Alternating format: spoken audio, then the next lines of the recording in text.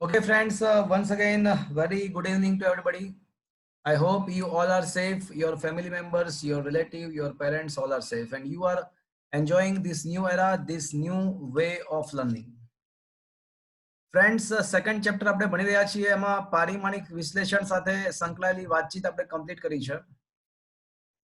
જો તમે નોટ્સ દેખો તો નોટ્સના 1 થી 4 પ્રશ્નો પણ આપણે ડિસ્કસ કર્યા છે અને હવે આપણે પૂરક ભૌતિક રાશિઓ, સમતલ કોણ અને ઘન કોણ વિશે ચર્ચા કરીશું.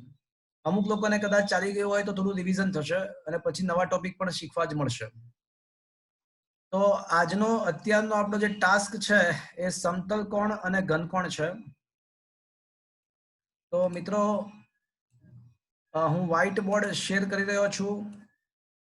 સો શું તમારા મોબાઈલની સ્ક્રીન પર વ્હાઇટ બોર્ડ આવી જાય છે મિત્રો? हाँ सर। हाँ सर। ઓકે, हाँ ફાઇન. सर। મિત્રો આપણને ખબર છે કે ભૌતિક રાશિઓ નું વર્ગીકરણ 2 પાર્ટમાં આપણે કરી શકતા હોઈએ છીએ. મૂળભૂત ભૌતિક રાશિ અને સાધિત ભૌતિક રાશિ. પણ અમુક ભૌતિક રાશિઓ એવી છે કે જે મૂળભૂત પણ નથી ગણાતી અને સાધિત પણ નથી ગણાતી. એટલે એ ભૌતિક રાશિઓ ઉપરથી અન્ય ભૌતિક રાશિઓ બનાવવામાં નથી આવતી અથવા એને બનાવવા માટે કોઈનો યુઝ થતો નથી.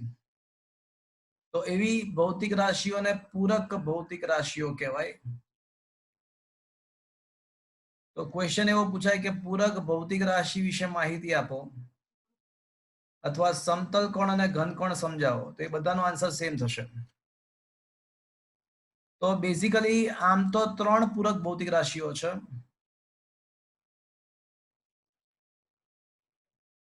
સમતલ કોણ, બીજું ઘન કોણ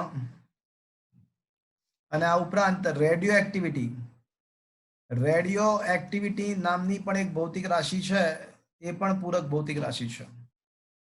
પણ આજે આપણે સમતલ કોણ અને ઘન કોણની ચર્ચા કરવાની છે. 12મા ધોરણમાં રેડિયો એક્ટિવિટીની પણ વાત કરીશું. સમતલ કોણ કોને કહેવાય? તો એકદમ સરળ શબ્દોમાં કહું તો વર્તુળની કોઈ ચાપ વડે કેન્દ્ર પર અંતરાયેલ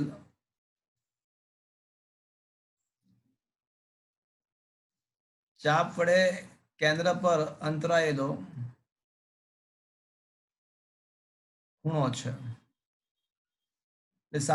સાદી ભાષામાં તો એક પ્રકારનો ખૂણો જ છે. એટલે માની લો કે આ કોઈ વર્તુળ છે, તો વર્તુળની કોઈ ચાપ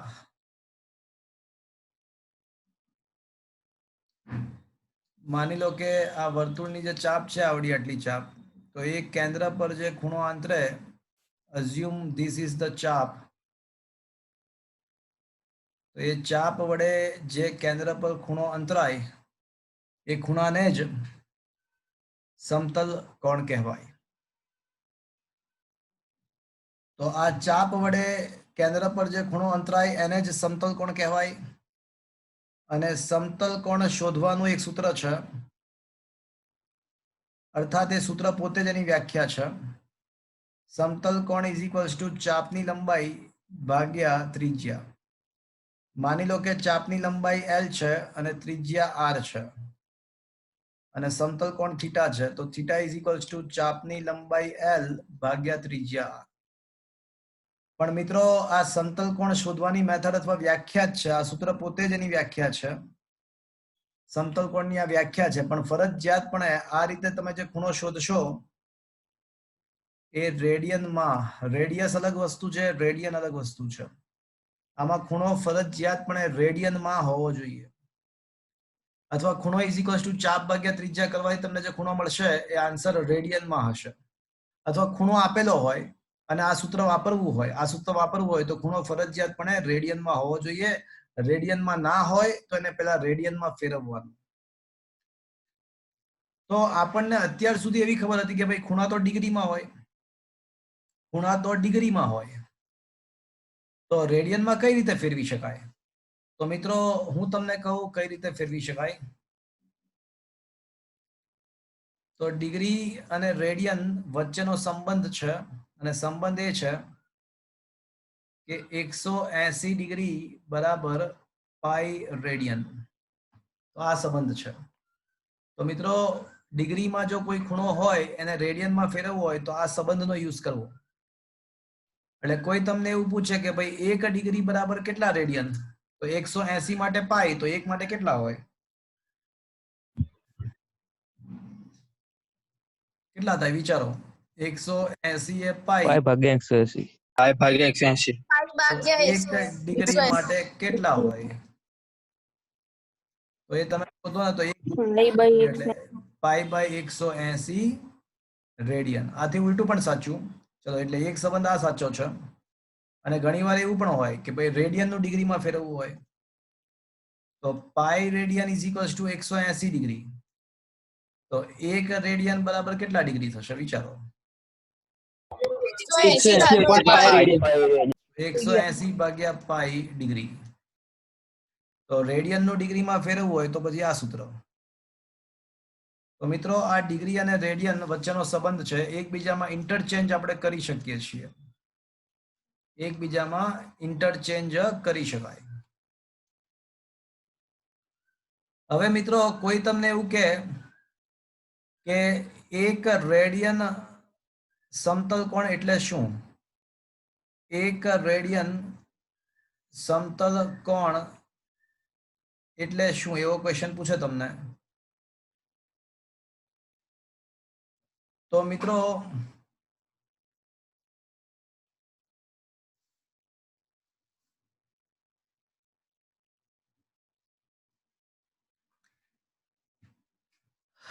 એક રેડિયન સમતલ કોણ એટલે શું થાય? તો મિત્રો જો ચાપની લંબાઈ અને ત્રિજ્યા બંને સમાન લઈ લઈએ, આપણને ખબર કે સમતલ કોણ ઇઝ ઇક્વલ્સ ટુ ચાપની લંબાઈ ભાગ્યા ત્રિજ્યા. તો જો ચાપની લંબાઈ અને ત્રિજ્યા બંને સમાન થઈ જાય તો અંશ અને છેદ સમાન થઈ જાય તો થીટાનો આન્સર શું આવશે? 1 આવશે. પણ 1 નહીં, 1 રેડિયન કહેવાય. તો ચલો 1 રેડિયનની વ્યાખ્યા શું બનશે? કોઈ કહેશે મને?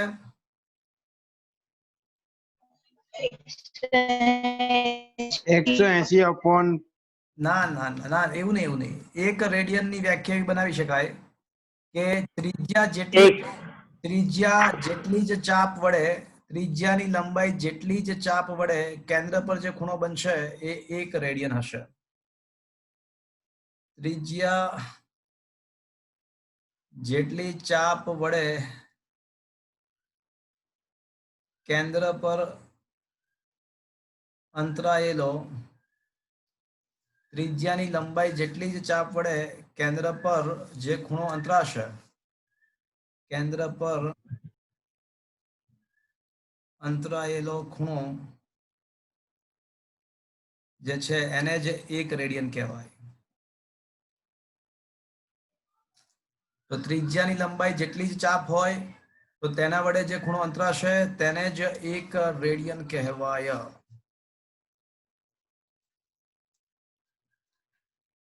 તો મિત્રો સમતલ કોણ વિશે વાત પતી. હવે ઘનકોણની વાત કરીએ. સમતલ કોણ એ દ્વિપરિમાણીય વસ્તુ છે. સમતલ કોણ એ 2 ડાયમેન્શનલ થિંગ છે. સમતલ શબ્દ જ એવું દર્શાવે છે, સમતલમાં રહેલો ખૂણો, સમતલમાં રહેલો ખૂણો. પણ ઘનકોણ છે ને એ ત્રિપરિમાણીય વસ્તુ છે.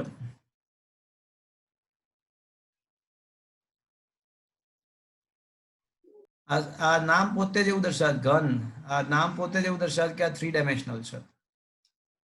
હવે ક્વેશ્ચન એવો થાય કે ચલો સમતલ કોણ તો ખ્યાલ આવી ગયો કે સાદો જે ખૂણો હોય ને એને જ સમતલ કોણ કહેવાય. પણ કમબખત આ ઘનકોણ શું છે? તો મિત્રો તમે ક્યારેક બજારમાં તરબૂચ લેવા માટે જતા હો તો ખબર છે તરબૂચનો એક પીસ કાપીને ઉપર મૂક્યો હોય, તરબૂચનો એક પીસ કાપીને ઉપર મૂક્યો હોય છે. તો એ જે પીસ કાપીને ઉપર મૂક્યો હોય છે ને એ જે ખૂણો બનાવે ને એ જ ઘનકોણ છે. તરબૂચનો એ જે પીસ કાપીને ઉપર મૂક્યો હોય એ જે ખૂણો બનાવે છે એ જ તમારો ઘનકોણ છે. કદાચ આકૃતિ દોરું તો તમને એક્ઝેક્ટ આઈડિયા આવે.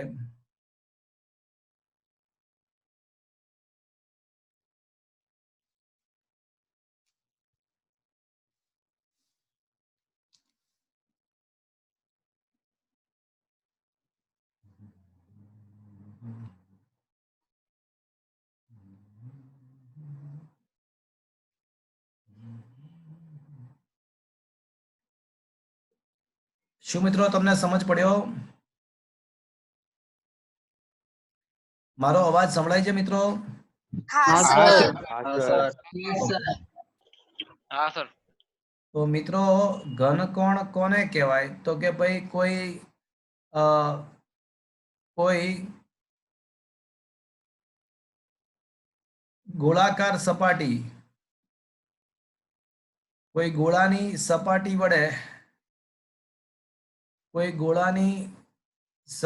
વડે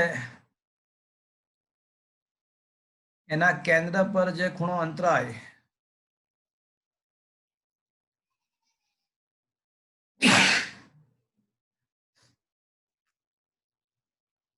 ગોળાની સપાટી વડે જે કેન્દ્ર પર જે ખૂણો અંતરાય છે એ ખૂણાને જ ઘનકોણ કહેવાય છે.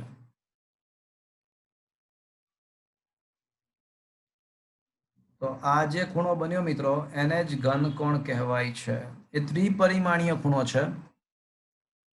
તો this is what is the ઘનકોણ. તો કઈ રીતે શોધી શકાય?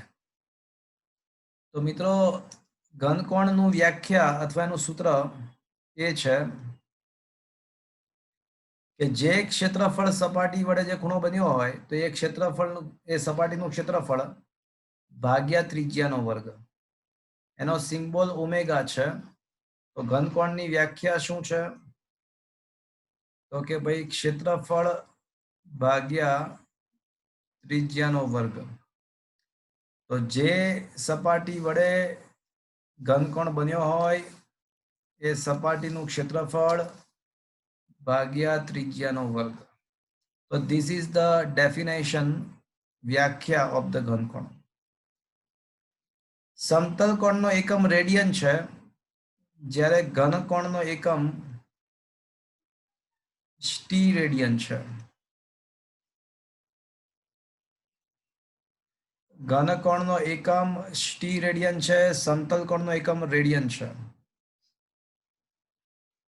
કોઈ તમને એવું પૂછે કે 1 સ્ટીરેડિયન ને વ્યાખ્યાયિત કરો, તો માની લો કે હું ક્ષેત્રફળ 1 સ્ટીરેડિયન વ્યાખ્યાયિત કરવું છે.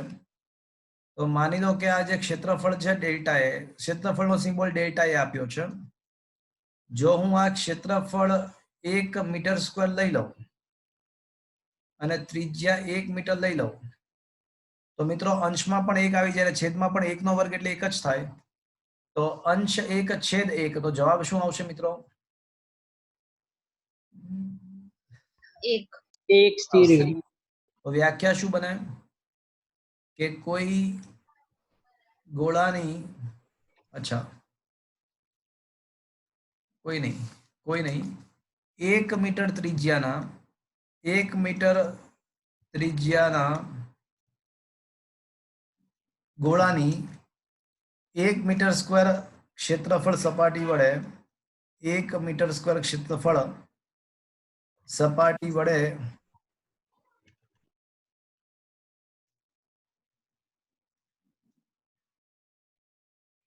કેન્દ્ર પર અંતરાયેલા ઘનકોણને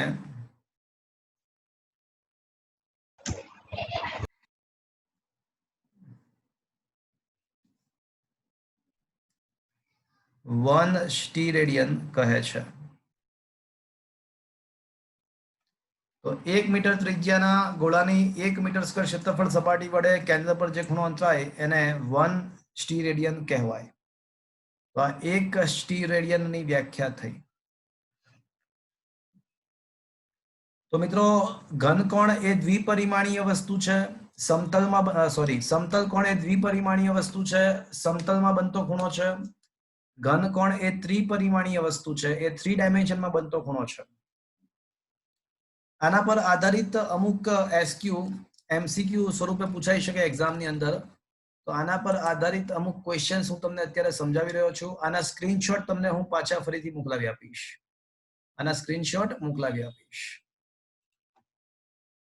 તો અમુક ક્વેશ્ચન્સ આના પર સમતલ કોણ. સર હા બોલો.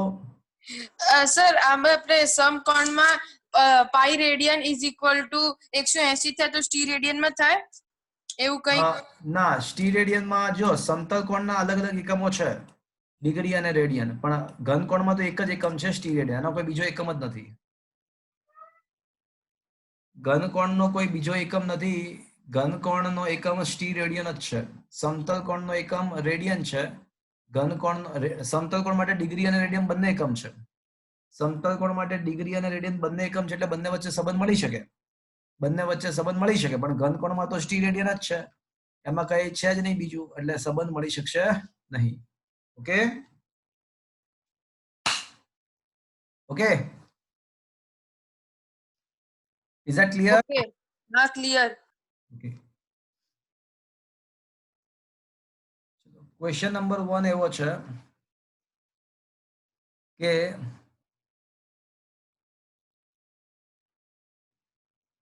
1 મીટર ત્રિજ્યાના વર્તુળની કોઈ ચાપ વડે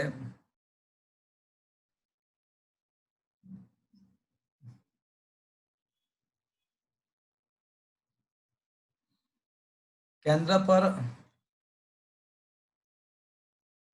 અંતરાયેલ ખૂણો, એક ખૂણો એ જ આપણા માટે શું છે મિત્રો?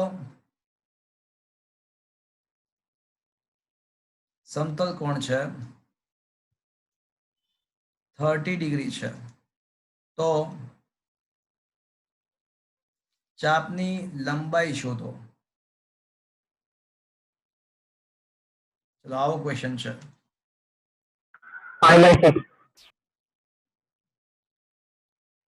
તો હવે વાત એવી છે આપણને, હા, આપણને ખબર છે કે સમતલ કોણ થીટા બરાબર ચાપની લંબાઈ ભાગ્યા ત્રિજ્યા, એ આપણને ખબર છે. અર્થાત ચાપની લંબાઈ ઇઝ ઇક્વલ્સ ટુ સમતલ કોણ થીટા એટલે કે ખૂણો ગુણ્યા ત્રિજ્યા. તો હવે આપણી પાસે ખૂણો પણ છે. આ કોઈનો સ્પીકર માઇક ચાલુ છે, બંધ કરજો ને.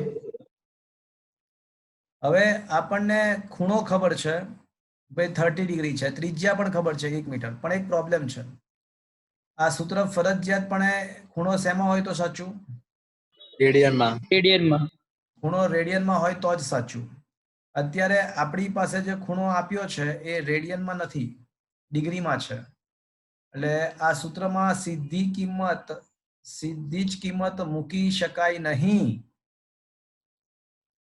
તો સૌથી પહેલા આપણને જે 30 ડિગ્રી આપ્યું છે એમાં એવું વિચારાય કે 180 ડિગ્રીનો મતલબ પાઈ રેડિયન. તો પછી 30 ડિગ્રી માટે કેટલા રેડિયન થાય? તો કેટલા રેડિયન થાય ગણો તો. 5/6. તો 30 ગુણ્યા પાઈ ભાગ્યા 180 થશે. તો આનું સાદુરૂપ આપો તો શું થશે મિત્રો? π/6 રેડિયન. હવે આપણે ઓલી ચાપની લંબાઈ શોધવા માટે સક્ષમ છીએ કે ચાપની લંબાઈ ઇઝ ઇક્વલ્સ ટુ ખૂણો ગુણ્યા ત્રિજ્યા. તો ખૂણો જે છે ને મિત્રો એ π/6 થશે અને ત્રિજ્યા તો એક આપેલી જ છે. તો મિત્રો આન્સર શું આવશે? 5/6. π/6 મીટર. પાઈ ના બદલે 3.14 મૂકી દઈએ તો 3.14 ભાગ્યા 6 કરો તો શું આવે મિત્રો? જુઓ તો 3.14. 0.52. Okay fine. So that is also equals to 0.52. મીટર. શું મિત્રો આ સમજમાં આવ્યો? હા સર. हाँ सर. ઓકે, ચલો હજુ એક ક્વેશ્ચન લઈએ મિત્રો. ક્વેશ્ચન એવો છે કે અર્ધવર્તુળાકાર ચાપ વડે અંતરાયેલ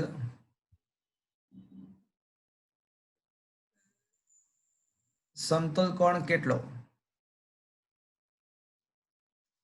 તો અર્ધવર્તુળાકાર ચાપ વડે અંતરાયેલો ખૂણો કેટલો, એવો ક્વેશ્ચન છે.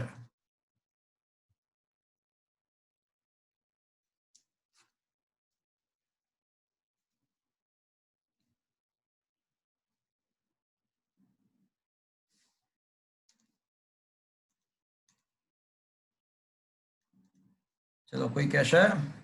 પાઈ રેડિયન. Pi radian. અમુક લોકોને લેક્ચર ચાલી ગયા છે ને એટલે બધા બોલે છે. હા, જે લોકોને લેક્ચર પહેલી વાર ચાલે છે ગભરાવું નહીં. હું જે સમજાવું છું કે નહીં એ સમજ પડે છે કે નહીં ચેક કરજો. અમુક લોકોને લેક્ચર ચાલી ગયા છે એટલે એ લોકો બોલી શકે છે આન્સર.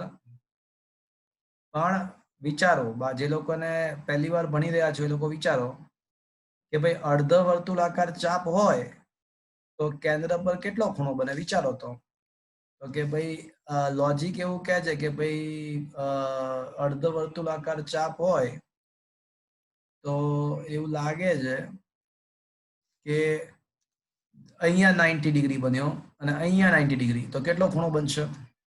180°. એવું લાગે કે 180 ડિગ્રી. અને આપણને ખબર કે 180 ઇઝ ઇક્વલ ટુ યાદ છે શું થાય? પાઈ રેડિયન. પાઈ રેડિયન. તો આ લોજિકલી, આ જે મળ્યું એ આપણને લોજિકલી મળ્યું. હવે આને આપણે મેથેમેટિકલી સાબિત કરીએ. આ જ વસ્તુને મેથેમેટિકલી પણ આપણે મેળવી શકીએ. ચલો ગાણિતિક રીતે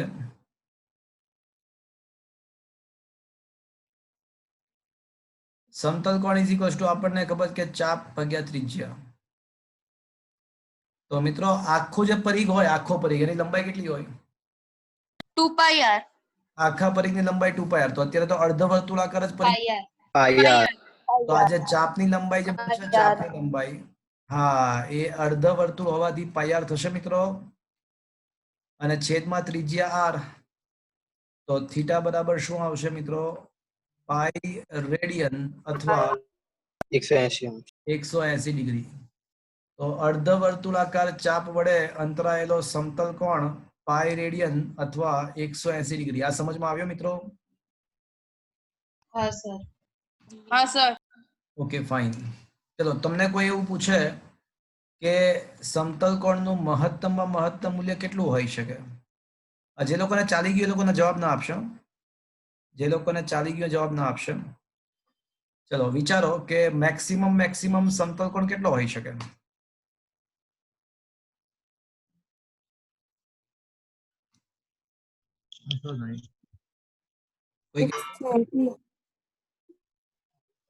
કોઈ કહેશે?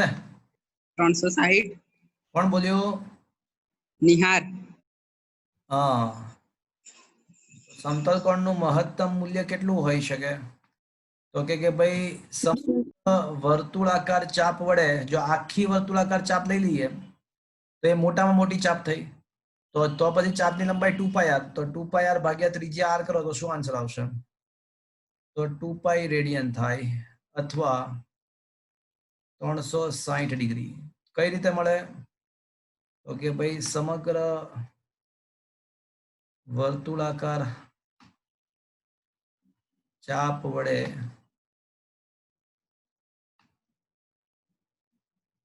બનતો ખૂણો. શું મિત્રો આ સમજમાં આવ્યું? हाँ सर. Okay fine. ચલો હજુ એક ક્વેશ્ચન લઈએ.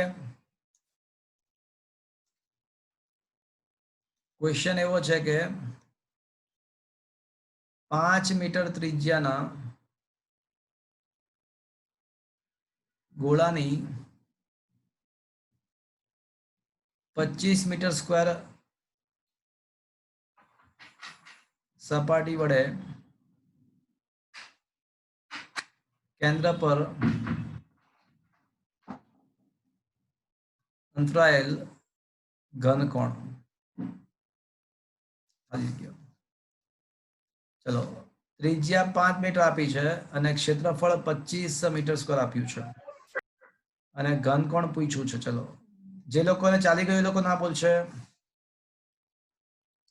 ચલો શું આવવું જોઈએ સોલ્યુશન? બોલો શું આન્સર આવવો જોઈએ?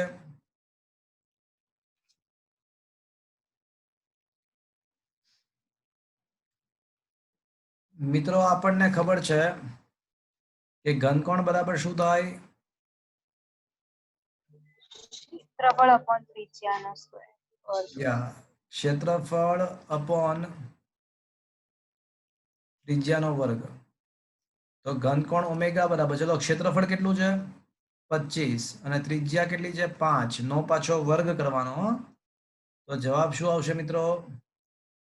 25 ભાગ્યા 25 એટલે 1, પણ 1 સ્ટી રેડિયન. આનો જવાબ 1 સ્ટી રેડિયન થાય. Is that clear friends? હજુ એક ક્વેશ્ચન. અર્ધ ગોળાની સપાટી વડે કેન્દ્ર પર અર્ધગોળાની સપાટી વડે કેન્દ્ર પર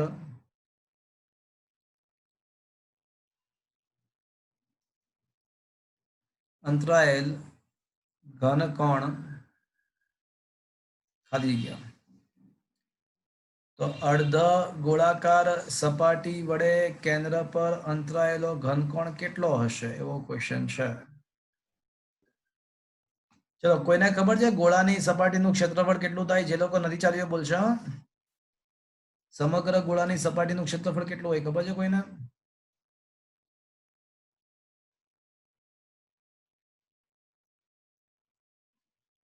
બોલો છે કોઈ? માઇકાલાલ નવા સ્ટુડન્ટ માંથી કે જેને ગોળાની સપાટીનું ક્ષેત્રફળ ખબર હોય? પાઈ આર સ્ક્વેર. પાઈ આર સ્ક્વેર વર્તુળનું ક્ષેત્રફળ છે, ગોળાનું ક્ષેત્રફળ નથી ભૈયા. એ વર્તુળનું ક્ષેત્રફળ છે, ગોળાનું નથી. તો પછી કોઈ હા 4 પાઈ આર. 4 પાઈ આર કોણ બોલ્યું? માધવી. માધવી 4 પાઈ આર તમે વિચારો એકમ શું થાય? 4 પાઈ ઇન્ટુ આર નો એકમ શું થાય? 4 પાઈ નો એકમ ના હોય ને આર નો એકમ મીટર થાય. તો 4 પાઈ આર નો એકમ તો મીટર થાય. ક્ષેત્રફળનો તો મીટર સ્ક્વેર છે. તો શું 4 પાઈ આર શક્ય છે સૂત્ર? ના સર. તો હવે થોડું સાચું બોલો. 4 pi r square. હા, ગોળાની સપાટીનું ક્ષેત્રફળ 4 પાઈ આર સ્ક્વેર છે. અત્યારે તો અર્ધ ગોળાની વાત છે. તો મિત્રો અર્ધ ગોળાની સપાટીનું ક્ષેત્રફળ શું આવશે? 2 પાઈ આર સ્ક્વેર. હા, અને ભાગ્યા પાછું ત્રિજ્યાનો વર્ગ તો છે જ. એટલે જવાબ શું આવશે મિત્રો? 2 પાઈ. 2 પાઈ સ્ટી રેડિયન. 2 પાઈ સ્ટી રેડિયન થાય. તો સમગ્ર ગોળા માટે જવાબ શું આવે? તો સમગ્ર ગોળા માટે જવાબ શું આવે? 4 pi steel. અને સમગ્ર ગોળા વડે અંતરાયેલ ઘનકોણ is equals to 4 pi steradian. જે ઘનકોણનું શું લખીશું? જે ઘનકોણનું મહત્તમ મૂલ્ય છે. એટલે આનાથી મોટો ઘનકોણ ના હોઈ શકે. તો શું મિત્રો તમને આ આખો ટોપિક સમજમાં આવ્યો? હા સર. હા સર. તો આઈ થિંક હવે તમને સમતલ કોણ અને ઘનકોણ પર આધારિત ક્વેશ્ચન્સ મોટા ભાગે આવડશે. ઓકે,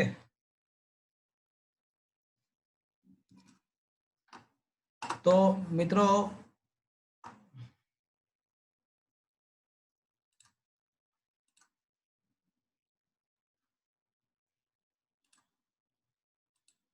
ઓકે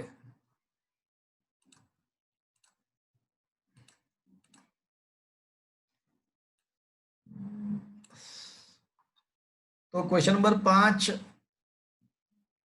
એમાં સમતલ કોણની વાત છે, પહેલા ઘનકોણની વાત છે. વ્યાખ્યામાં ઘનકોણમાં વ્યાખ્યામાં સ્ટી લખવાનું રહી ગયું છે.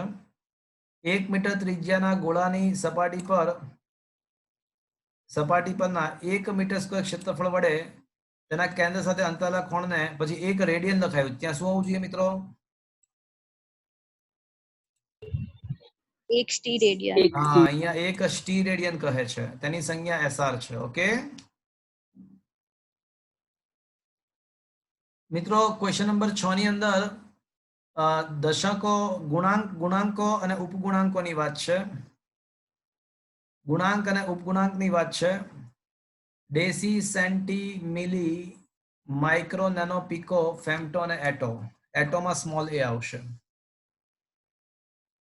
તો આનો મતલબ શું?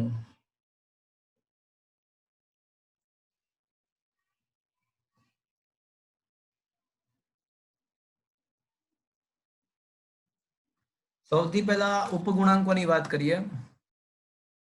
આનો મતલબ શું? તો મિત્રો સમજાવું તમને.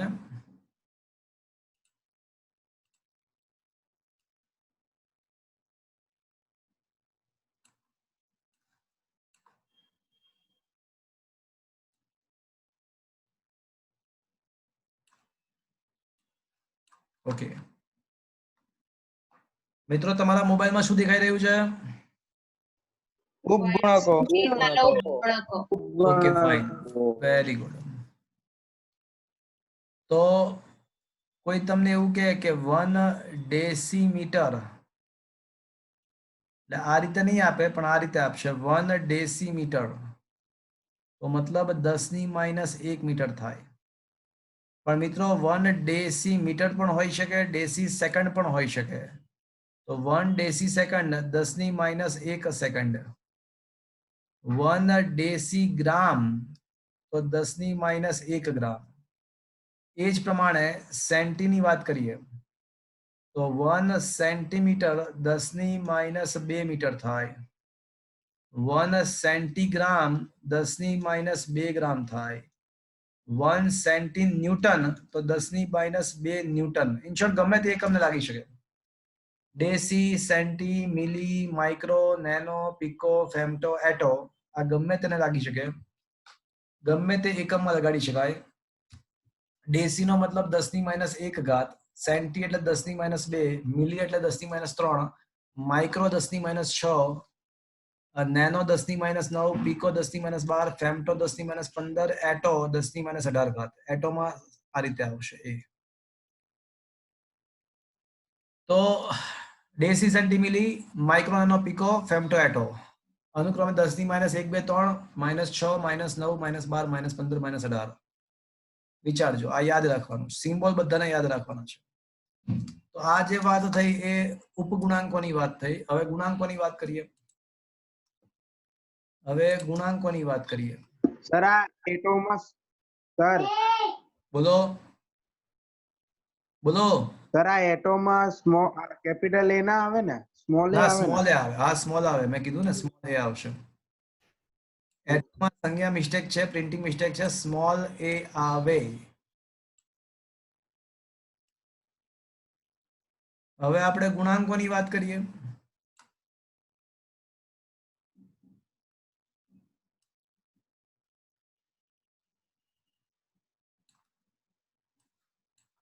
ઓકે, શું તમને ગુણાંકો દેખાય છે? હા સર. હા સર. નીચેથી સ્ટાર્ટ કરીએ. Deca, hecto, kilo, mega, giga, Terra, પેટા, એક્સા.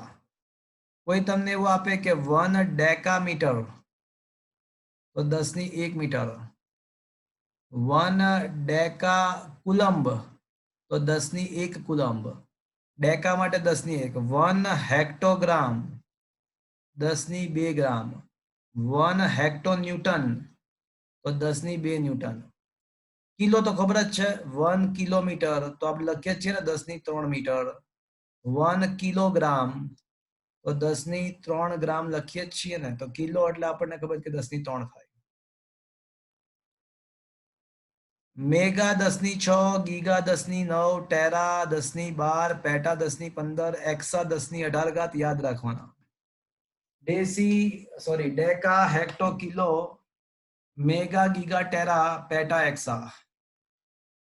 તો મિત્રો તમે આ બધી વસ્તુના સિમ્બોલ યાદ રાખજો. તમને કઈ રીતના ક્વેશ્ચન પૂછાઈ શકે એ હું તમને કહું છું હમણાં, તો તમને એક્ઝેક્ટ ખ્યાલ આવે કે આમાંથી તમને શું પૂછાઈ શકે. શું મિત્રો તમારા મોબાઈલની અંદર વ્હાઇટ બોર્ડ આવી ગયું છે? હા સર. હા સર. ઓકે. તો ગુણકો અને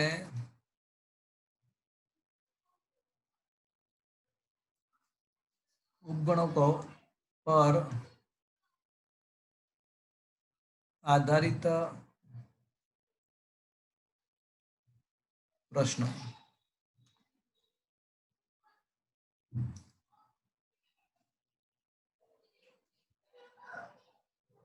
ઓકે. 3-4 ક્વેશ્ચન હું તમને અહીંયા લખી આપું છું અને થોડાક ક્વેશ્ચન તમને હોમવર્કમાં આપીશ. 1 attogram 1 AM attometre is equals to how much PM. આવું પૂછાઈ શકે. અથવા એવું પૂછાય કે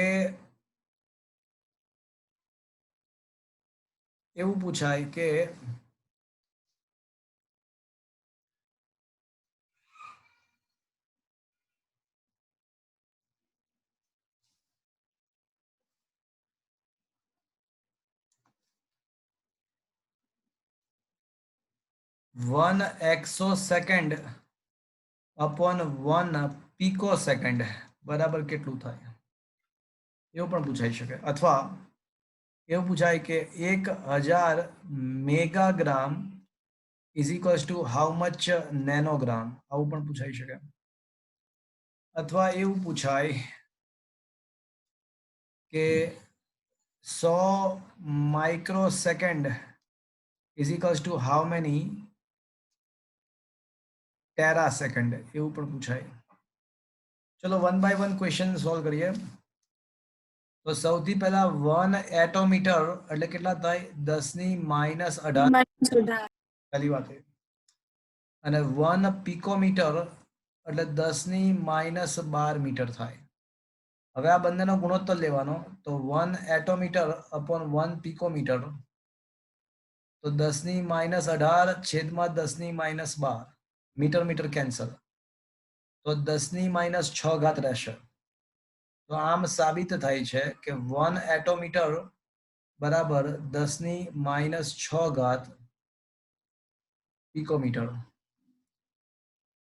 તો આ રીતે સોલ્વ થાય. ચલો બીજો ક્વેશ્ચન સોલ્વ કરીએ. 1 એક્સા સેકન્ડ બરાબર 10⁻18 સેકન્ડ થાય.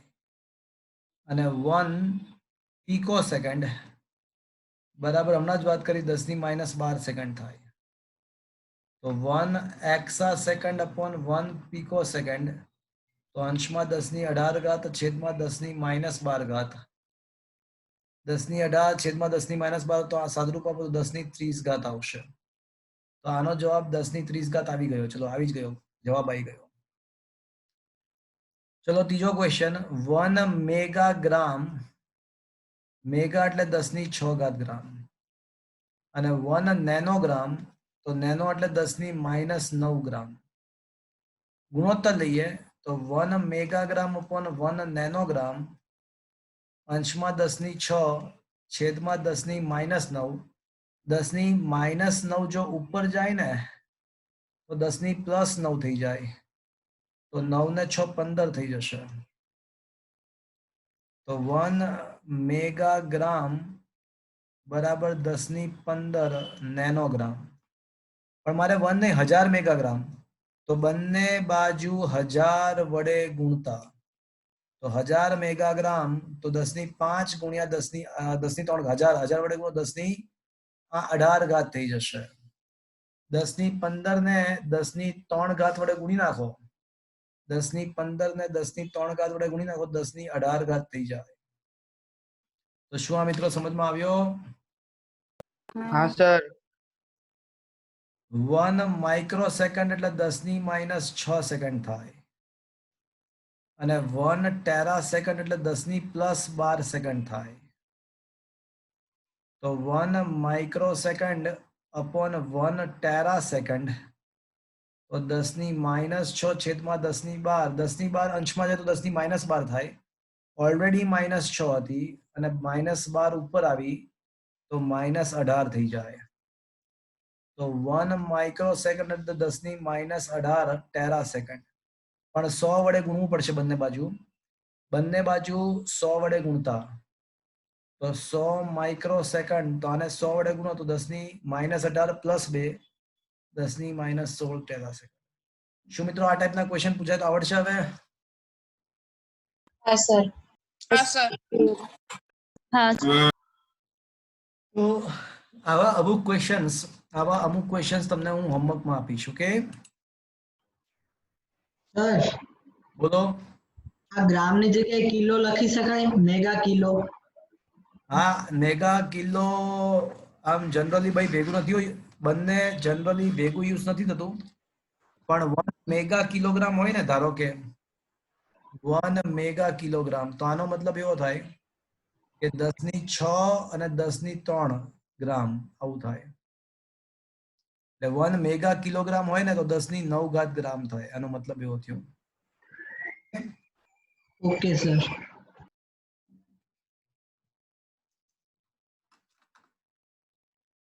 તો મિત્રો હવે નવા ટોપિક સ્ટાર્ટ કરીએ. આ ચેપ્ટરનું નામ છે માપન અને એકમ. તો મિત્રો અલગ અલગ એકમ પદ્ધતિ વિશે આપણે ડિસ્કસ કર્યું છે. અલગ અલગ એકમ પદ્ધતિઓ વિશે આપણે વાતચીત કરેલી છે. હવે માપનની વાત આપણે કરીશું. મિત્રો મારો અવાજ બરાબર આવે છે? હા સર. આવે છે. ક્લિયર આવે છે. ઓકે.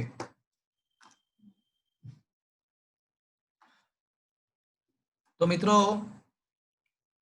ચેપ્ટરનું નામ છે એકમ અને માપન. આટલા બધા લેક્ચર આપણે ક્યારના એકમ પદ્ધતિ અને અલગ અલગ ભૌતિક રાશિઓના એકમની જ તો વાત કરતા હતા. તો હવે મિત્રો આજે આપણે માપનની વાત કરીશું. 7 મૂળભૂત ભૌતિક રાશિઓ છે એ આપણને ખબર છે. પણ મિત્રો આ 7 પૈકી વધારે મૂળભૂત 3 ભૌતિક રાશિઓ છે. કોઈ મને કહેશે કઈ 3 વધારે મૂળભૂત ભૌતિક રાશિઓ છે? લંબાઈ, દ્રવ્યમાન, સમય. લંબાઈ, સમય ને હા, તો 3 વાત સાચી. 3 વધારે મુખ્ય છે. કઈ 3? તો કે ભાઈ લંબાઈ, દળ અને સમય, M, L અને T. તો મિત્રો હવે આપણે અનુક્રમે પહેલા લંબાઈના માપનની વાત કરીશું, પછી દળના માપનની વાત કરીશું અને સમયના માપનની વાત કરીશું. મિત્રો થોડો ઇન્ફોર્મેટિવ, સમજાવવા કરતા માહિતી પ્રદાન વધારે છે. થોડો ઇન્ફોર્મેટિવ ટોપિક છે. તો લંબાઈના માપનની વાત કરીએ. મિત્રો મને જણાવો કે તમે સામાન્યતઃ લંબાઈ માપવા માટે તમે શેનો યુઝ કરો છો? મીટર. ફૂટપટ્ટી. હા, તો તમે સામાન્યતઃ લંબાઈ માપવા માટે મીટર પટ્ટી અથવા ફૂટ પટ્ટીનો યુઝ કરો છો. તો તમને ખબર છે મીટર પટ્ટીમાં લઘુત્તમ કેટલું માપી શકાય છે? 0.1 પણ 0.1 શું, હાથી કે ઘોડા? સેમી. सेमी હા, સેન્ટીમીટર. જો મીટર પટ્ટી કે ફૂટ પટ્ટી દેખો ને તો 1 સેન્ટીમીટરમાં પણ 10 વિભાગ હોય. 1 સેન્ટીમીટરના પણ 10 વિભાગ હોય. મતલબ શું થયો કે સેન્ટીમીટર કરતા પણ 10મા ભાગનું માપી શકાય છે. તો મીટર પટ્ટીની લઘુત્તમ માપ શક્તિ, જે ઓછામાં ઓછું મપાય એને લઘુત્તમ માપ શક્તિ કહેવાય. 0.1 સેન્ટીમીટર એને 1 મિલીમીટર પણ કહી શકાય અથવા 10⁻³ મીટર પણ કહેવાય. તો મીટર પટ્ટી વડે મપાતું લઘુત્તમ માપ કેટલું? તો 10⁻³ મીટર. n થી ઓછું માપવું હોય, 10⁻³ મીટર કરતા પણ ઓછું માપવું હોય તો માપી શકાય? હા કે ના? મીટર પટ્ટી વડે માપી શકાય? હા કે ના? ના. ના માપી શકાય. સામાન્યતઃ વ્યવહારમાં મીટર પટ્ટી વડે સામાન્યતઃ 10⁻³ મીટરથી શરૂ કરી 100 મીટર સુધીના અંતરો વ્યવહારિક રીતે માપવામાં આવે છે. પણ આનાથી મોટા અંતર કે આનાથી ઓછા અંતર માટે મીટર પટ્ટી કામની નથી. આનાથી મોટા કે નાના અંતરો માટે મીટર પટ્ટી કામ ના આવે. તો મિત્રો હવે માની લો કે મારે 10⁻³ કરતા પણ ઓછું માપવું છે. હું તમને મિત્રો ઇન્ફોર્મેશન આપી રહ્યો છું, સમજાવી નથી રહ્યો. એટલે આમાં માહિતી છે એવું સ્વીકારવાનું છે. 10⁻³ મીટર કરતા પણ ઓછું માપવું હોય તો એના માટેનું સાધન વર્નિયર કેલિપર્સ છે. તમે લેબોરેટરીની અંદર જ્યારે સ્કૂલ સ્ટાર્ટ થાય કદાચ તો લેબોરેટરીમાં જો જવાનું થાય તો સૌથી પહેલો જ પ્રયોગ છે વર્નિયર કેલિપર્સનો. તો તમને માલુમ પડશે કે વર્નિયર કેલિપર્સની લઘુત્તમ માપ શક્તિ 10⁻⁴ મીટર છે. સર 0.01 ને? હા, 10⁻⁴ મીટરનો મતલબ 0.01 સેન્ટીમીટર. સરખું જ થયું. ઓકે, એટલે વર્નિયર કેલિપર્સની લઘુત્તમ માપ શક્તિ 10⁻⁴ મીટર છે. એસક્યુ થયો, એમસીક્યુમાં પૂછાય. હવે એનાથી પણ ઓછું માપવું હોય, આનાથી પણ ઓછું, તો એના માટે સ્ફેરોમીટર અથવા સ્ક્રૂ ગેજ નામના સાધનનો યુઝ થાય છે. જો આનાથી પણ ઓછું માપવું હોય તો સ્ફેરોમીટર અથવા સ્ક્રૂ ગેજ નામના સાધનનો યુઝ થાય છે. અને એની લઘુત્તમ માપ શક્તિ 10⁻⁵ મીટર છે. હવે આનાથી પણ ઓછું માપવું હોય ને 10⁻⁵ મીટર કરતા પણ વધારે સૂક્ષ્મ અંતર માપવું છે, તો એના માટે મિત્રો માઇક્રોસ્કોપનો યુઝ થાય છે. એના માટે ઓપ્ટિકલ માઇક્રોસ્કોપનો યુઝ થાય છે.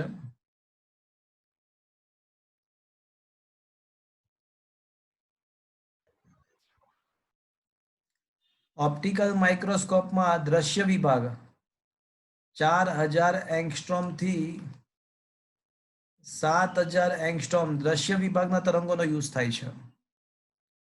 એટલે એની જે લઘુત્તમ માપ શક્તિ છે એ લગભગ આટલા ક્રમની હોય. એટલે ઓપ્ટિકલ માઇક્રોસ્કોપ વડે મપાતા અંતરો લગભગ 4000 એંગસ્ટ્રોમ થી 7000 એંગસ્ટ્રોમના ક્રમના હોય. હવે તમને ખબર છે એંગસ્ટ્રોમ એટલે 10⁻10 થાય, તો 4 × 1000 એટલે 10⁻³ અને એંગસ્ટ્રોમ એટલે 10⁻10 મીટર થી 7000 એટલે 10⁻³ અને એંગસ્ટ્રોમ એટલે 10⁻10 મીટર. તો કોઈ તમને એવું પૂછે કે ઓપ્ટિકલ માઇક્રોસ્કોપ વડે કયા અંતરો મપાતા હોય છે, તો સામાન્યતઃ 4 × 10⁻7 મીટર થી 7 × 10⁻7 મીટર અર્થાત 10⁻7 મીટરના ક્રમના અંતરો મપાય. એટલે ઓપ્ટિકલ માઇક્રોસ્કોપનો ઉપયોગ ક્યાં થઈ શકે, તો 10⁻7 મીટર. 10⁻³ 10⁻10 એટલે 10⁻7 મીટર. 10⁻7 મીટરના ક્રમના અંતરો માપવા હોય ને તો ઓપ્ટિકલ માઇક્રોસ્કોપનો યુઝ થાય. પણ મિત્રો તમને ખબર છે અણુ કે પરમાણુઓની સાઇઝ જે છે ને, અણુ કે પરમાણુઓની સાઇઝ તો બહુ નાની છે, 10⁻10 મીટરના ક્રમની છે. 10⁻10 મીટરના ક્રમની છે અણુ પરમાણુની સાઇઝ. તો એના માટે ઇલેક્ટ્રોન માઇક્રોસ્કોપનો યુઝ થાય છે. તમે ઓપ્ટિકલ માઇક્રોસ્કોપ વડે અણુ પરમાણુને દેખી નથી શકતા. ઓપ્ટિકલ માઇક્રોસ્કોપ એટલે તમે જે લેબોરેટરીમાં માઇક્રોસ્કોપ યુઝ કરો છો ને એના વડે અમીબા, પેરામીશિયમ એવા બધા સજીવોને તમે માપી શકો, એના લંબાઈ માપી શકો. પણ અણુ, પરમાણુ કે આયન ના માપી શકો. તો એના માટે ઇલેક્ટ્રોન માઇક્રોસ્કોપનો યુઝ થાય. અને ઇલેક્ટ્રોન માઇક્રોસ્કોપમાં ઇલેક્ટ્રોન બીમ એટલે કે બીમ એટલે એક શેડો, સ્તંભ. ઇલેક્ટ્રોન, ઘણા બધા ઇલેક્ટ્રોન ભેગા થઈને એક સ્તંભ બનાવે, એક લાઈન બનાવે, અને ઇલેક્ટ્રોન બીમ કહેવાય. તો એમાં ઇલેક્ટ્રોન બીમનો યુઝ થાય છે. અને તમને જાણીને આશ્ચર્ય થશે કે અહીંયા આગળ ઇલેક્ટ્રોન માઇક્રોસ્કોપમાં ઇલેક્ટ્રોન કણ તરીકે નહીં પરંતુ તરંગ તરીકે વર્તે છે. ઇલેક્ટ્રોન તરંગ તરીકે વર્તે છે. શું તમારે કેમેસ્ટ્રીમાં દ બ્રોગલી તરંગ લંબાઈ ને એવું બધું કઈ આવ્યું? અમુક સંજોગોમાં હા સર, આવ્યું હતું. હા, અમુક સંજોગોમાં કણ તરંગ તરીકે વર્તી શકે છે, એવું કઈ આવ્યું તમે? ના સર. આવશે, ના આવ્યું હોય તો ઇલેક્ટ્રોન માઇક્રોસ્કોપની અંદર ઇલેક્ટ્રોન તરંગ તરીકે વર્તે છે. અને એની વિભેદન શક્તિ એટલે એનું જે વિભેદન શક્તિ છે ઇલેક્ટ્રોન માઇક્રોસ્કોપની એ 0.6 એંગસ્ટ્રોમ છે. આના વડે અણુ પરમાણુ દેખી શકાય છે. અણુ પરમાણુઓ જોઈ શકાય છે, પરંતુ તેની સાઈઝ માપી શકાતી નથી. હજી પણ પ્રોબ્લેમ થયો. એટલે ઇલેક્ટ્રોન માઇક્રોસ્કોપ વડે જો આપણે દેખીએ ને તો આપણને છે ને પદાર્થ દેખીએ ને, કોઈ પણ પદાર્થ, તો એમાં ચોખ્ખા દેખાય, અણુ પરમાણુ અલગથી દેખાય. એને આપણે છૂટા પાડી શકીએ, દેખી શકીએ, પણ એની એક્ઝેક્ટ સાઇઝ નથી માપી શકતા. તો અણુ પરમાણુઓની એક્ઝેક્ટ સાઇઝ માપવા માટે સ્કેનિંગ અને ટનલિંગ માઇક્રોસ્કોપનો યુઝ થાય છે.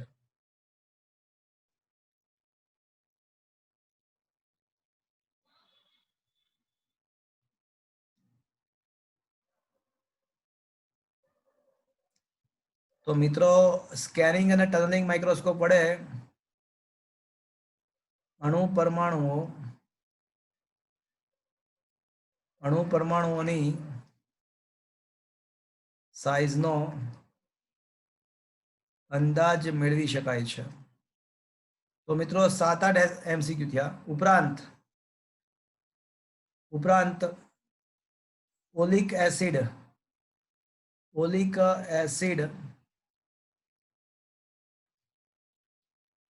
ના અણુની સાઇઝ માપવા માટે એક નવી ટેકનિક છે. ક્યારેક સમય હશે તો એ ટેકનિક વિશે વાત કરીશું. પણ કોઈ તમને એવું પૂછે કે ઓલિક એસિડ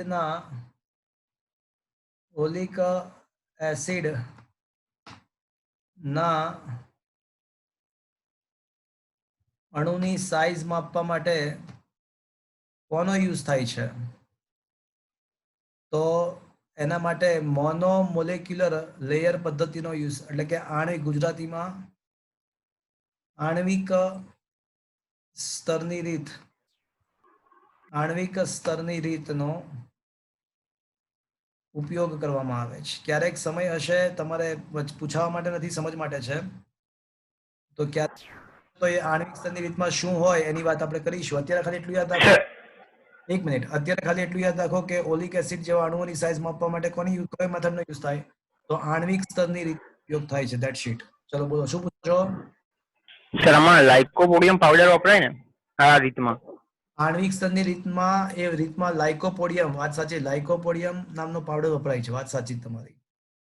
એટલે એ પાવડર નાખે એટલે પાણીમાં તમે કોઈ પણ વસ્તુ નાખો એટલે તમે એ અંદર ના જાય, પાણીના સ્તરથી ભીની ના થવા દે વસ્તુને, એવું ને? એટલે હા, એ લાઇકોપોડિયમ પાવડર છે ને, એ આખો ઉપરની સાઈડ એક વર્તુળાકાર એકદમ પતલું સ્તર બનાવે અને સ્તરની જાડાઈ માપી અને બધું કામ થતું હોય છે. ક્યારેક સમય હશે તો એ આખી મેથડની ચર્ચા કરીશું, બાકી એક્ઝામ પોઈન્ટ ઓફ વ્યૂનું કોઈ મહત્વ નથી. ઓકે, મેં બોક્સની અંદર આપેલી છે, મેં બોક્સની અંદર આખી મેથડ આપી છે. ક્યારેક ટાઈમ હોય તો વાંચજો, બાકી જરૂરી નથી. તો આ બધી નાની નાની સાઈઝ માપવા માટેની વાત થઈ. પણ ખૂબ જ મોટા અંતરો માપવા હોય, ખૂબ જ મોટા અંતરો, તો ખૂબ જ મોટા અંતરો માપવા માટે આ બધી મેથડ ના ચાલે. ખૂબ જ મોટા અંતરો માપવા માટે અમુક આ બધી પ્રત્યક્ષ મેથડ કહેવાય, આ બધી પ્રત્યક્ષ રીતો કહેવાય. પણ ખૂબ જ મોટા અંતરો માપવા હોય તો અમુક પરોક્ષ મેથડનો ઉપયોગ કરવો પડે, જેમ કે પેરેલેક્સ મેથડ. તો આ બધા નાના નાના અંતરોની વાત પતી ગઈ, પણ ખૂબ જ મોટા અંતરો માટે અમુક પરોક્ષ મેથડની વાત. પરોક્ષનો મતલબ એવો કે કોઈ સાધન વગર જો માપન થાય, કોઈ સાધનથી માપન કરીએ તો એને પ્રત્યક્ષ મેથડ કહેવાય, અને કોઈ સાધન વગર જો માપન કરીએ તો એને પરોક્ષ મેથડ કહેવાય. તો કોઈ પરોક્ષ રીતનો ઉપયોગ થાય, જેમ કે દ્રષ્ટિ સ્થાન ભેદની રીત.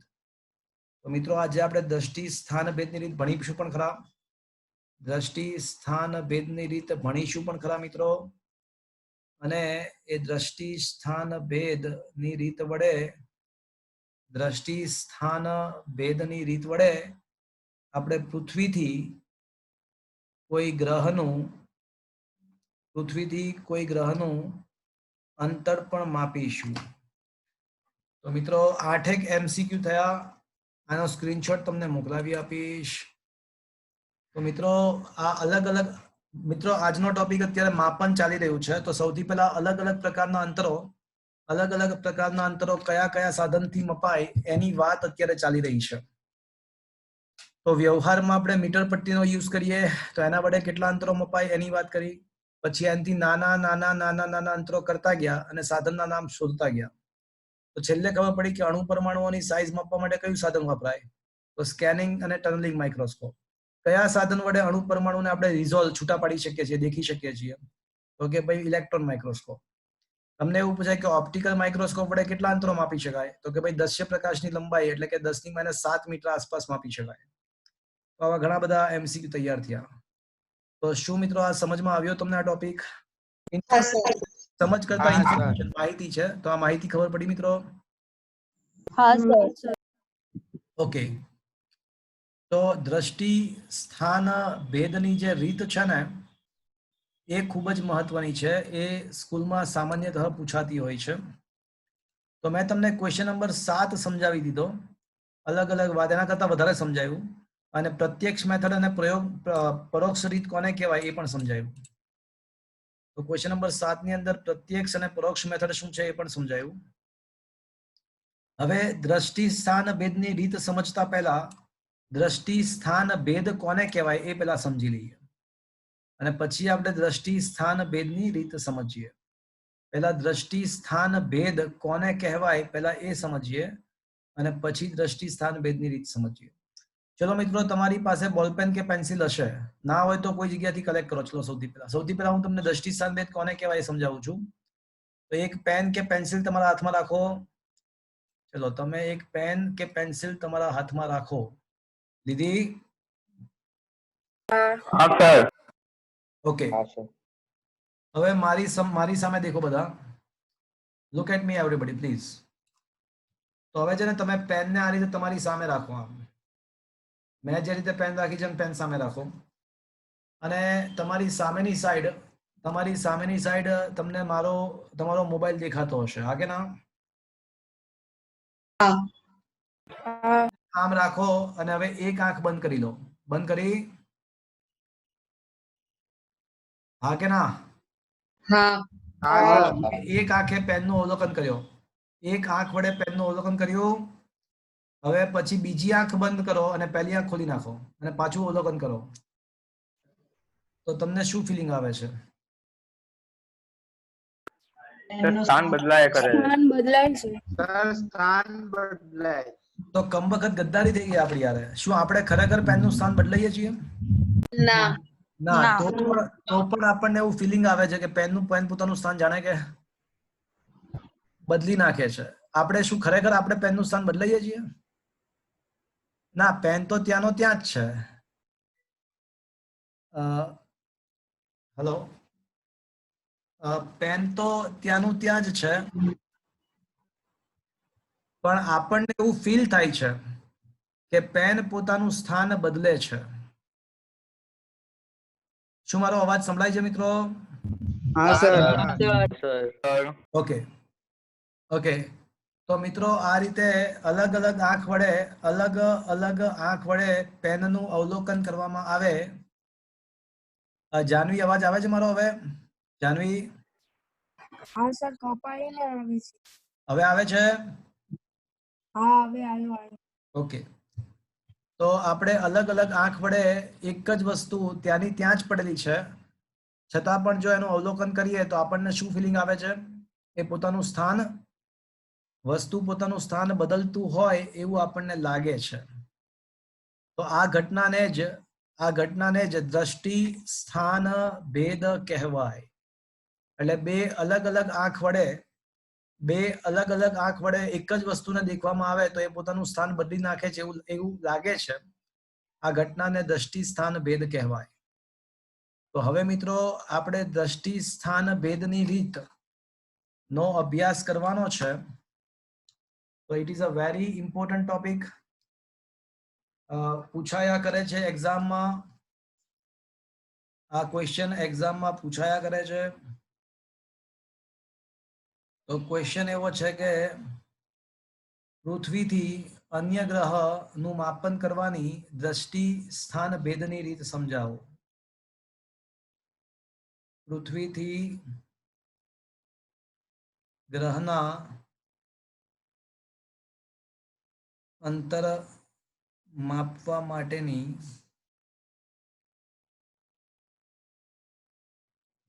દ્રષ્ટિ સ્થાન ભેદની રીત. આ જે મેથડ છે પરોક્ષ મેથડ છે.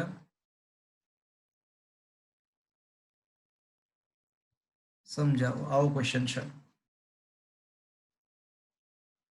મિત્રો ફરીવાર એકવાર ટાર્ગેટ શું છે હવે આપણો? દ્રષ્ટિ સ્થાન ભેદ. એ તો રીતનું નામ છે, પણ એ રીતથી કરવાનું છે શું? ટાર્ગેટ શું છે આપણો?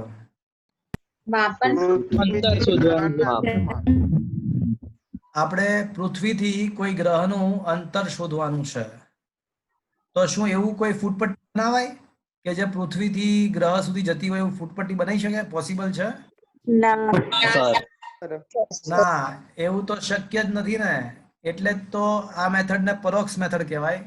કોઈ સાધન વડે ના થઈ શકે, એટલે જ તો આ મેથડને પરોક્ષ મેથડ કહેવાય. તો શું કરવાનું આમાં? તો બહુ સરળ છે. માની લો કે આ પૃથ્વી છે અને અતિ દૂર અહીંયા આગળ કોઈ જગ્યાએ કોઈ પ્લાનેટ છે. સો મિત્રો, this is the earth and this is what is the planet. એટલે કે કોઈ ગ્રહ છે. હવે પૃથ્વીના વ્યાસાંતે રહેલા બે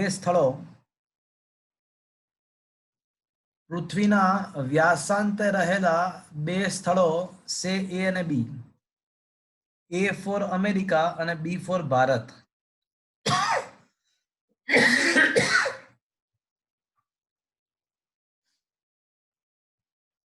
તો પૃથ્વીના વ્યાસાંતે રહેલા બે સ્થળોએથી ઓલો જે ગ્રહ છે એનું અવલોકન કરવાનું. એટલે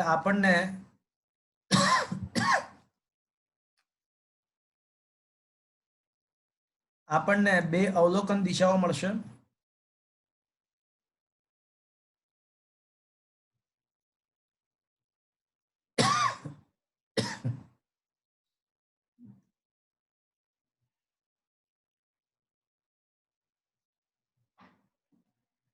અમેરિકામાં નાસા છે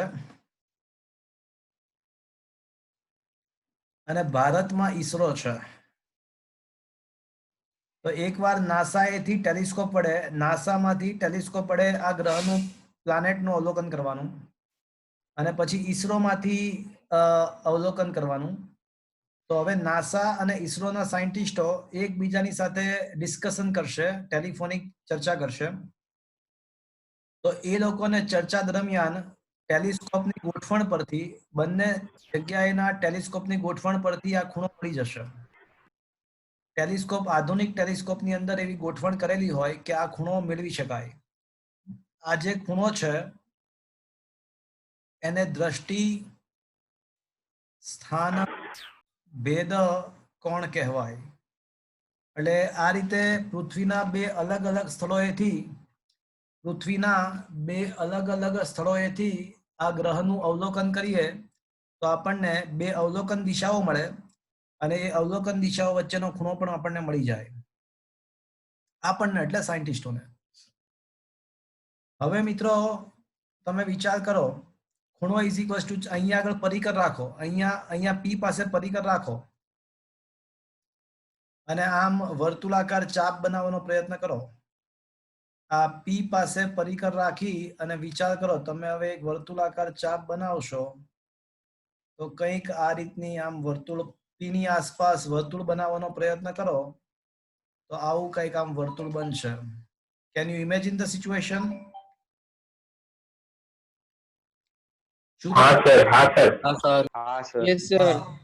તો હવે વિચારો તો ખૂણો ઇઝ ઇક્વલ્સ ટુ આપણને ખબર છે કે ખૂણો ઇઝ ઇક્વલ્સ ટુ ચાપ ભાગ્યા ત્રિજ્યા છે. 15 મિનિટ.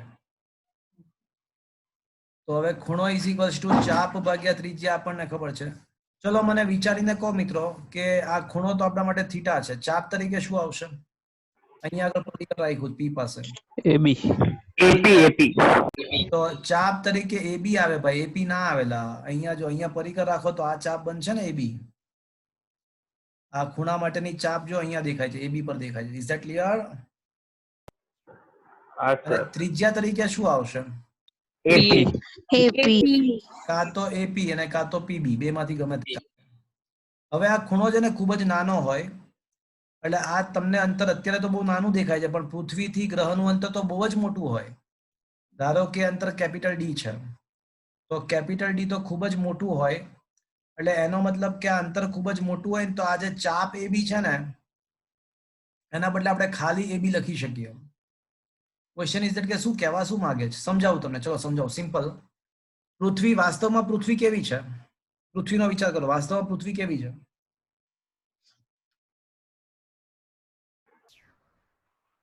બોલો તો ખરા. પૃથ્વી કેવી છે? ગોળ છે. વાસ્તવમાં પૃથ્વી ગોળ છે પણ આપણને પૃથ્વીની સપાટી કેવી દેખાય છે? સમતલ દેખાય છે. શું કામ? કારણ કે પૃથ્વીની ત્રિજ્યા ખૂબ જ મોટી છે એટલે જ્યારે અંતર ખૂબ જ વધી જાય તો એ વક્ર સપાટી કેવી અનુભવાશે? બસ તો હું એ જ કહેવા માંગુ છું કે આ ખરેખર તો ચાપ એબી આવે પણ અંતર ખૂબ જ મોટું હોવાથી આ ચાપના બદલે આપણને સ્ટ્રેટ એબી કહીએ તો પણ ચાલે. ચાપના બદલે સ્ટ્રેટ એબી કહીએ તો પણ ચાલે કારણ કે અંતર ખૂબ જ મોટું છે. હવે આ કોઈ મને કહેશે આ એબી તો શું છે? એ તો પૃથ્વીનો વ્યાસ છે. ધારો કે એને આપણે બી નામ આપી દઈએ. ધારો કે પૃથ્વીનો વ્યાસ બી છે. ધારો કે બી છે અને પૃથ્વીથી ગ્રહનું અંતર માની લો કે કેપિટલ ડી છે. તો હવે કેપિટલ ડી ને સૂત્રનો કરતા બનાવીએ તો b/θ લખી શકાય મિત્રો? શું તમને પૃથ્વીનો વ્યાસ ખબર હોય? હા, તમને ખબર છે પૃથ્વીની ત્રિજ્યા 6400 કિલોમીટર છે. તો એનું ડબલ કરો એટલે વ્યાસ. ના ખબર હોય તો મેં તમને કીધું, ન્યા ખબર હોય તો મેં તમને કીધું તો એનું ડબલ કરો એટલે આપણને વ્યાસ મળી જાય અને થીટા પ્રયોગ પરથી મળી જાય. તો મિત્રો હવે આપણી પાસે પૃથ્વીનો વ્યાસ આપણને ખબર છે, આપણને થીટા ખબર છે, આ બંને વસ્તુ આપણને ખબર છે તો આપણને શું મળી જશે? અંતર પૃથ્વી અને પ્લેનેટ વચ્ચે. હા, તો આ બંને વસ્તુ આપણને ખબર છે, તો આપણને શું મળી જશે? પૃથ્વીથી ગ્રહો વચ્ચેનું અંતર. ગ્રહનું અંતર મળી જશે. તો આ મિત્રો ખબર પડી, પૃથ્વી પર બેઠા બેઠા, પૃથ્વી પર માત્ર બેઠા બેઠા આપણે કોઈ પણ ગ્રહનું અંતર નક્કી કરી શકીએ છીએ. તો એના માટે કરવું શું?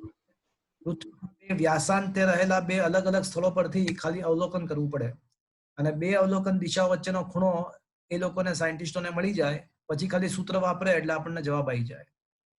તો શું મિત્રો આ પરોક્ષ મેથડ ખબર પડી? દ્રષ્ટિ સ્થાન ભેદની રીત. આને દ્રષ્ટિ સ્થાન ભેદ શા માટે, દ્રષ્ટિ સ્થાન ભેદની રીત શા માટે કહેવાય?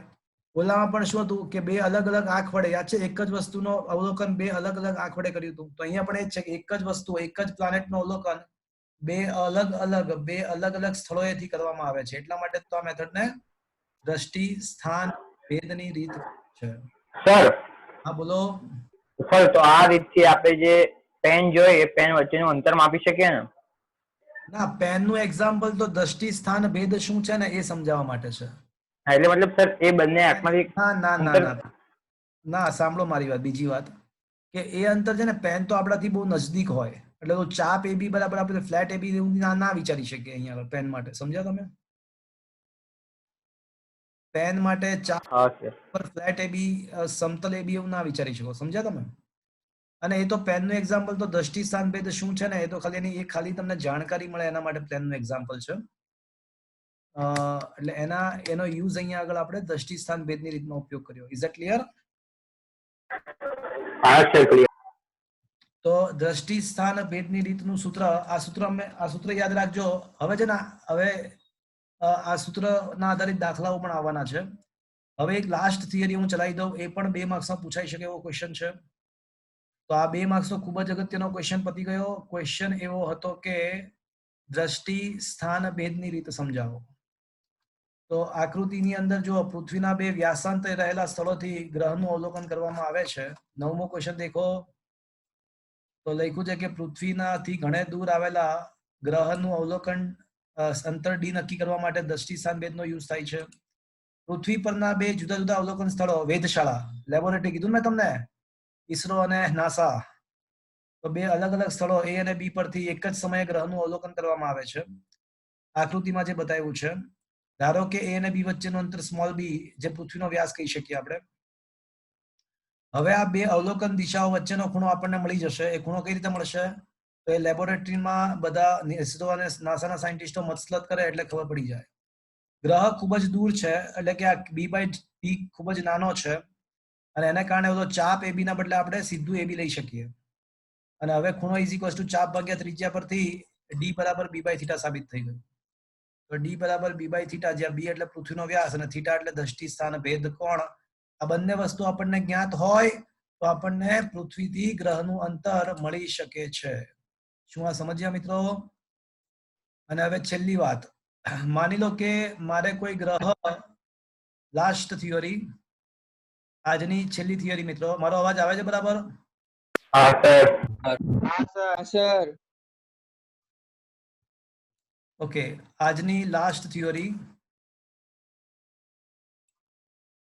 તો કોઈ ગ્રહ ના પરિમાણ, કોઈ ગ્રહનું પરિમાણ એટલે કે સાઈઝ માપવાની વાત છે. ગ્રહના પરિમાણ માપવા છે, એટલે કે એની સાઈઝ એટલે કે એનો વ્યાસ માપવો છે. તો આપણે એવું માનીને ચાલીશું કે આપણે દ્રષ્ટિ સ્થાન ભેદની રીત ઓલરેડી વાપરી ચૂક્યા છીએ. એટલે આપણને પૃથ્વીથી ગ્રહનું અંતર ઓલરેડી જ્ઞાત છે. પૃથ્વીથી ગ્રહનું અંતર ઓલરેડી જ્ઞાત છે, આપણને ખબર છે. પૃથ્વીથી ગ્રહનું અંતર ખબર છે. હવે પૃથ્વી સપાટીનું કોઈ સ્થળથી ગ્રહના વ્યાસાંતે રહેલા બિંદુઓનું અવલોકન કરવામાં આવે તો બે અવલોકન દિશાઓ મળી જાય વળી પાછી. અને આ બે અવલોકન દિશાઓ વચ્ચેનો ખૂણો, જેને ગ્રહનો કોણીય વ્યાસ કહેવાય, એને ગ્રહનો કોણીય વ્યાસ કહેવાય, એ આપણને મળી શકે. અને કોણીય વ્યાસ એટલા માટે કહેવાય કારણ કે વ્યાસ વડે, ગ્રહના વ્યાસ વડે પૃથ્વી સપાટી પર અંતરાયેલો ખૂણો છે. ગ્રહના વ્યાસ વડે, ગ્રહના વ્યાસ વડે પૃથ્વી ગ્રહના વ્યાસ વડે પૃથ્વી સપાટી પર અંતરાયેલો ખૂણો છે એટલા માટે એને કોણીય વ્યાસ કહેવાય. પણ એ આપણને મળી શકશે. ક્યાંથી મળી શકશે? તો પ્રયોગ પરથી એ વ્યાસ આપણને મળી શકશે. ચલો હવે મિત્રો અહીંયા પરિકર રાખો. તો અહીંયા આગળ જો પરિકર રાખવામાં આવે તો આ રીતે વર્તુળ બનશે. મારો અવાજ સંભળાય છે મિત્રો? વળી પાછું ખૂણો ઇઝ ઇક્વલ્સ ટુ ચાપ ભાગ્યા ત્રિજ્યા. ચલો હવે મને કોઈ ખૂણો તો આલ્ફા છે. કોઈ મને કહેશે ચાપ કેટલી આવશે? AB. ચાપ તરીકે AB આવશે અને ત્રિજ્યા તરીકે શું આવશે? BO. અથવા BO. AO અથવા BO. અચ્છા, તો આલ્ફા AB ના બદલે હું D લખી શકું હા અને OA અથવા OB ના બદલે કેપિટલ D લખી શકું. હા તો સ્મોલ d ને સૂત્રનો કરતા બનાવો તો આલ્ફા ઇન્ટુ કેપિટલ D થશે. હા શું આલ્ફા તમને પ્રયોગ પરથી મળી ગયો છે? બે અવલોકન દિશા વચ્ચેનો ખૂણો મળી જશે પ્રયોગ પરથી. હા સર. તો આ પ્રયોગ પરથી ખબર છે. શું કેપિટલ D ખબર છે? હા, ક્યાંથી ખબર છે? દ્રષ્ટિ સ્થાન ભેદની રીતથી. આ ઓલરેડી પૃથ્વીથી ગ્રહનું અંતર છે. સ્થાન ભેદની રીત વડે માલુમ છે, વડે ખબર છે. તો આ બંને વસ્તુ આપણને ખબર હોય તો આ કેપિટલ D મળી જાય. તો શું આ સ્મોલ d મળી જશે? Yes sir. હા સર. h તો શું છે? h તો ગ્રહનો વ્યાસ અથવા એની સાઈઝ છે, એનું પરિમાણ છે. એને પરિમાણ પણ કહી શકાય. સર બોલો. સર આ જે પ્રયોગ કર્યો ગ્રહ કે તારાના પરિમાણ, તેમાં આપણે ગ્રહનું કદ માપી શકીએ?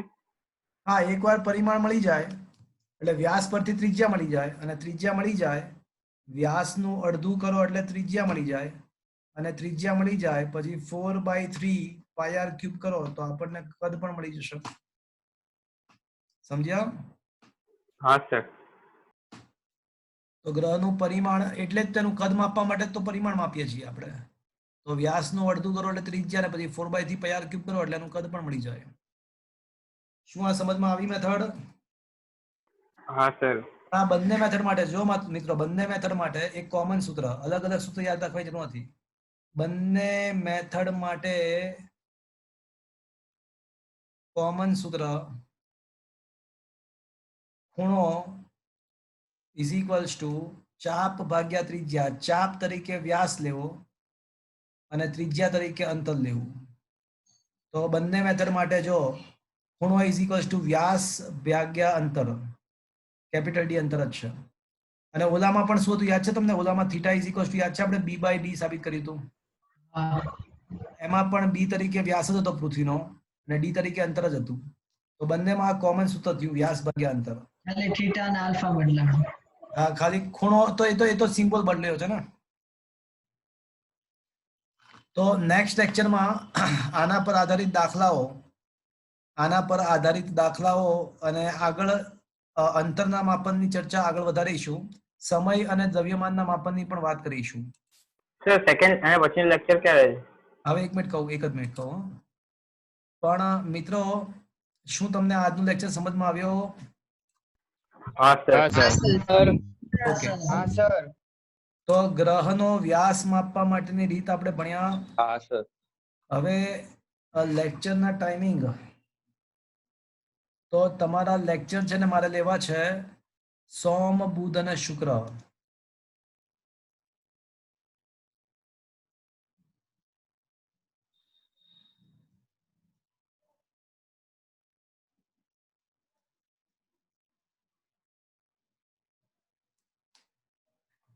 હવે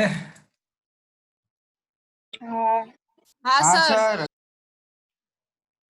સોમ, બુધ, શુક્ર રાત્રે 7 થી 8:30 ફાવશે? હા સર. હા સર. કોઈને કઈ પ્રોબ્લેમ છે આમાં? Last call. ના સર નથી. ઓકે. એક સેકન્ડ હું મારું ટાઈમ ટેબલ જોઈ લઉં. હા, જોઈ લો. જોઈને મને કહો. સર તમે આ બોલો બોલો. હા બોલો.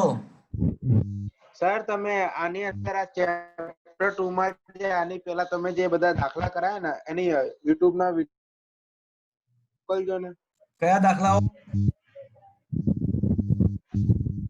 આની પહેલાના લેક્ચરમાં તમે જે કરાયા કોણ બોલે છે? મિત મિત, આની પહેલાના લેક્ચરના શેર નથી કર્યા? શું સર? સાંભળો સાંભળો, જો મારી વાત સાંભળો. તમે છે ને ચિંતન કનાડિયા એવું યુટ્યુબ ચેનલમાં જઈ અને 11th પ્લેલિસ્ટમાં 11th standard Gujarati medium એવું હશે. હા સર એ તો છે સર. એમાં ચલો હું તમને મોકલી દઈશ. તમારે કયા પર્ટિક્યુલરલી કયા દાખલાઓ જોઈએ છે? પારિમાણિક વિશ્લેષણની ત્રીજી એપ્લિકેશનના જોઈએ છે કે લિમિટેશન પારિમાણિક વિશ્લેષણની મર્યાદા વાળા જોઈએ છે? ના ત્રીજી એપ્લિકેશન. થર્ડ એપ્લિકેશનમાં જોઈએ છે ને તો મોકલાઈ દઈશ. ચલો મને એકવાર WhatsAppમાં રિમાઇન્ડ કરાવી દો ને. હા બોલો. ચેપ્ટર 2 ના થર્ડ એપ્લિકેશન ના તમે જે MCQ અમુક સોલ્વ કરવા આપ્યા હતા ઘરેથી એના આન્સર મોકલજો ને. એના આન્સર સાથે નથી મોકલ્યા મેં? ના. કદાચ સોલ્યુશન સાથે જ છે. જો નીચે તમે દેખશો ને તો છે સોલ્યુશન. છે કે નથી મિત્રો?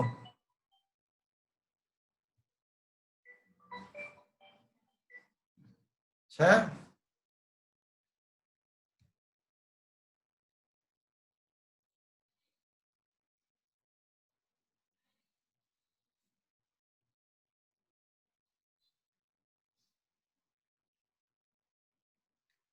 અવાજ આવે છે મિત્રો મારો?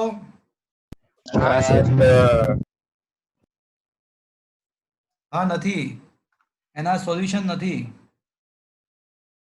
તો હું છે ને સોલ્યુશન મોકલાવી દઉં છું, બરાબર છે? સોલ્યુશન મોકલાવું. ઓકે.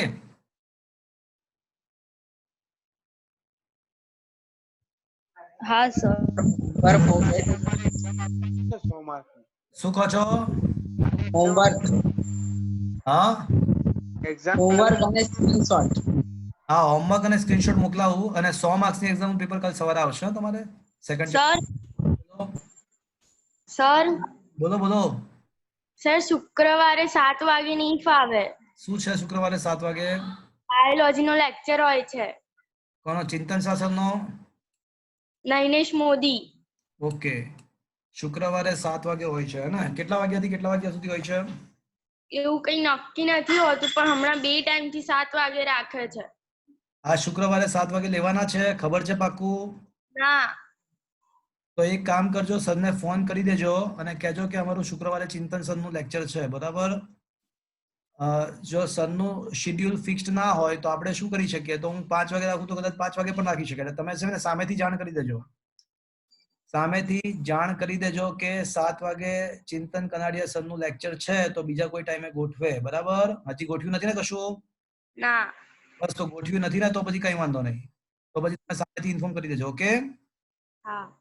અને સર 100 માર્કની એક્ઝામ આપી દીધી હોય તો ફરીથી આપવાની છે? ના, ફરીથી નથી આપવાની. હા, જે લોકો નથી આપી એ લોકો માટે જ વાત છે. મિત્રો હવે આજનો સેશન મિત્રો હું અંત કરી રહ્યો છું. હોમવર્ક અને સ્ક્રીનશોટ બધું વગેરે મોકલાવું થોડી વારમાં. ને bye sir. Bye. Bye sir. Bye sir. Bye sir. By.